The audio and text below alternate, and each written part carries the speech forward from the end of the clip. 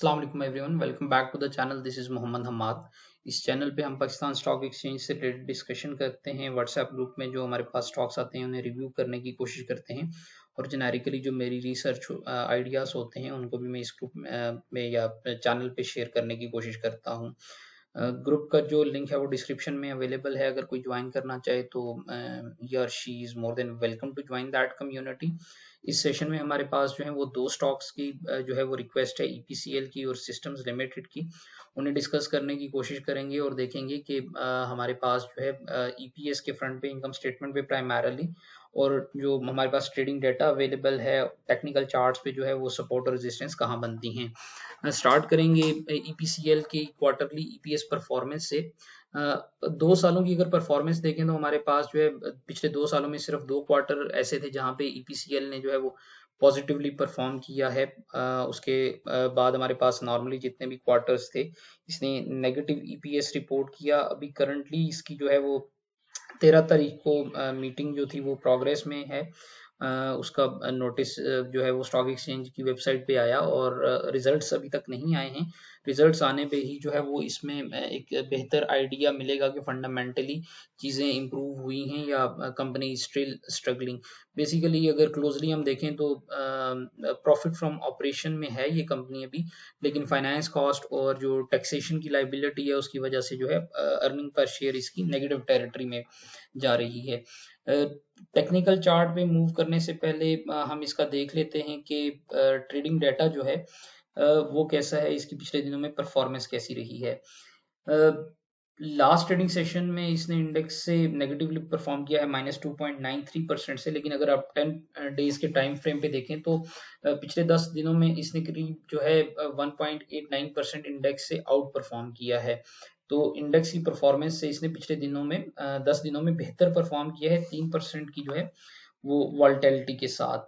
Volumes की अगर बात करें तो इसमें जो 50 डेज के एवरेज वॉल्यूम आपके पास आते हैं दैट इज 4.80, और जो लास्ट ट्रेडिंग सेशन पे थे that were 9.92 million volumes. That shows somewhere double of the average volumes जो इसमें यूजुअली हमें देखने को मिलते हैं।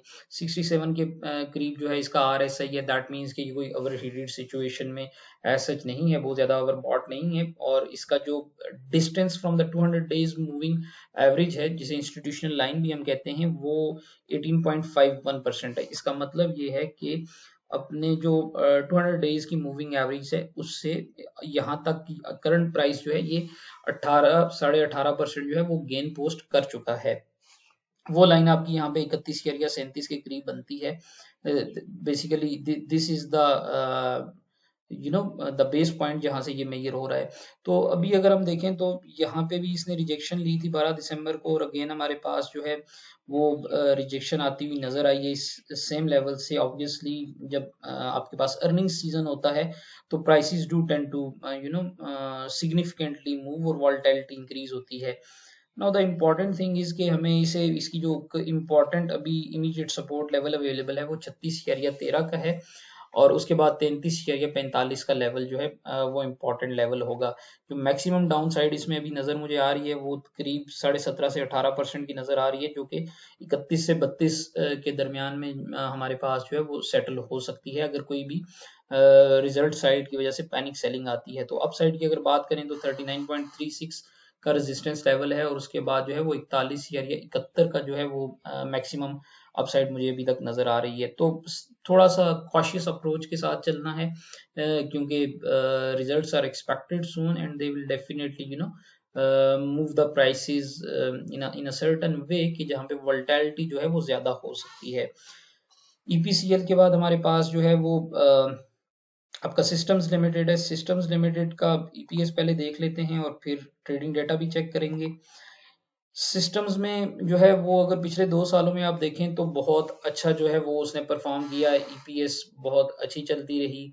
बट लास्ट 2 क्वार्टर्स में जो है वो ईपीएस में एक सडन फॉल आया। हमने देखा कि जो Q1 2025 था उसमें 6.85 से जो है ईपीएस ड्रॉप हुआ 1.37 पे, और फिर Q3 में भी 1.36 ही रहा। There was not much change. Now why this happened is the question to ask.